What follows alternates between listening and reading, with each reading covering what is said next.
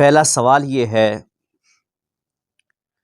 اگر کوئی شخص اپنی بیوی کو یہ کہے کہ تو مجھ پر حرام ہے تو کیا طلاق واقع ہو جائے گی؟ یعنی کوئی شخص اپنی بیوی کو یہ جملہ بولتا ہے تو مجھ پر حرام ہے، تو کیا اس جملے سے طلاق واقع ہو جائے گی؟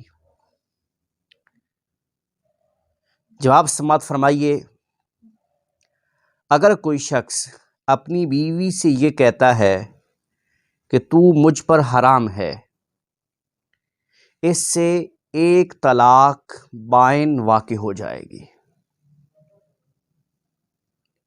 طلاق بھی واقع ہو جائے گی اور طلاق بھی بائن واقع ہوگی۔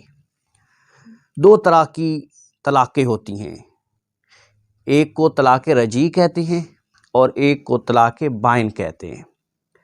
طلاق رجعی اور طلاق بائن میں ایک فرق یہ ہوتا ہے کہ جو طلاق رجعی ہوتی ہے اس میں شوہر کو عدت کے دوران رجوع کا حق ہوتا ہے، اگر وہ چاہے تو اپنی بیوی سے بغیر نکاح کے رجوع کر سکتا ہے عدت کے دوران۔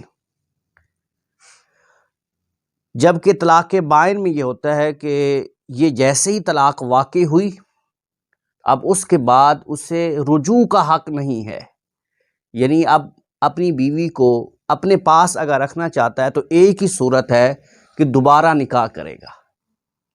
طلاق رجعی میں بغیر نکاح کے ہی عدت کے دوران اپنے پاس رکھ سکتا ہے، جبکہ طلاق بائن میں نکاح کے ذریعے اپنے پاس رکھ سکتا ہے، بغیر نکاح کے نہیں رکھ سکتا۔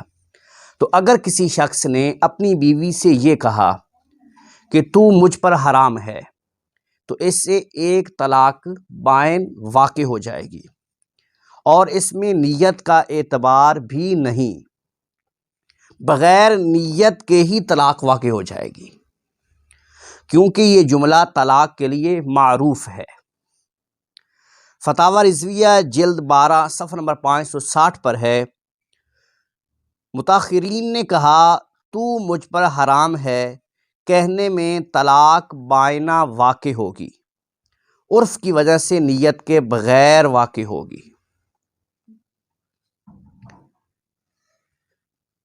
یہ جواب معلومات کے لیے ہے، اپنے ذاتی مسئلے کے لیے دارالافتاء اہل سنت تشریف لے جائیں۔